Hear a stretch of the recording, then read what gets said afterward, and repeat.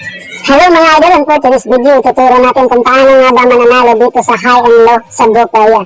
So as you can see mga idol, natalo tayo ng 6 na beses, pero sa pang-7 beses mga idol, nanalo tayo ng 4,103. Okay, so sa unang beses mga idol, natalo tayo ng 1 peso, pumusta tayo ng 9 pesos, talo. So pumusta tayo ng 27, talo. Pumusta tayo ng 81 pesos, talo. Pumusta tayo ng 243, talo. Pumusta tayo ng 729, talo. At sa pang-7 mga idol, pumusta tayo ng 2,187 at yan, panalo tayo mga idol ng 4,103. At kung nagustuhan niyo ang video ito, huwag mong kalimutang i-like at i-share. And please do subscribe to my YouTube channel and hit the notification bell para lagi kang updated sa mga video na aking i-upload. So mga idol, bago tayo pumunta doon sa actual betting, explain muna natin kung anong strategy ang ginamit natin dito. Okay? So ang strategy na ginamit natin dito, walang iba kundi TikTok repeat and plus 5 strategy. And then yung money management times 3 or bet times 3. Okay? So ulitin natin mga idol, TikTok dikit plus 5 strategy. So may mga idol, umunahin natin yung TikTok dikit. So yung money management natin mga idol is times 3 lahat ng bet. So napaka-safe po ng strategy na ito mga idol kasi ang starting betting natin is 1 peso lang. Tapos kapag natalo tayo, times 3 natin, so maging 3 pesos.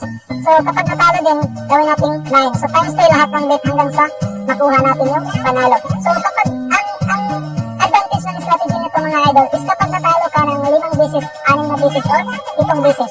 Sa pang-8 beses mga idol, kapag nanalo ka dyan, may hit mo na yung target mo. So dito mga idol sa laro natin ito is nagta-target lang tayo ng 2,000 pesos. Okay? So madali lang i-hit yung 2,000 mga idol. Basta panoorin nyo lang itong video.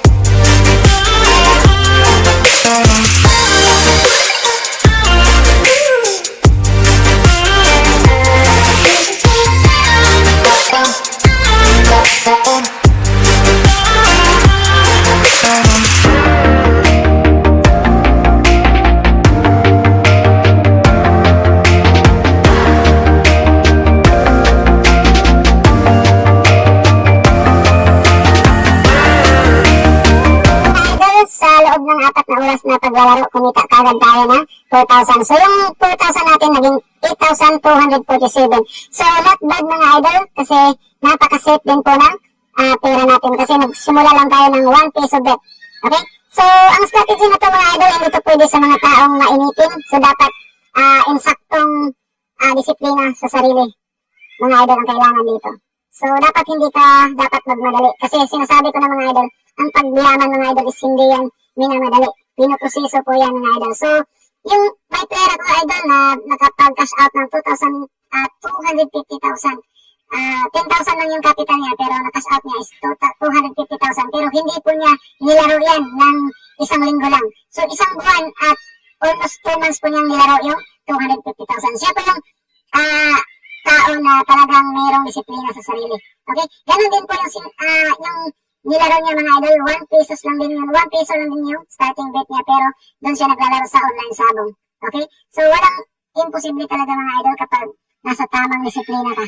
Okay? So, hanggang dito na lang tong video na to mga idol. I hope na makatulong to sa inyo. And then, pag mayroon kayong gustong idagdag mga idol, i-comment nyo na rin yan sa ating comment section mga idol. At disclaimer lang din mga idol, no? Kapag gagamit kayo ng strategy na to mga idol, no? Nasa sa inyo na po yan.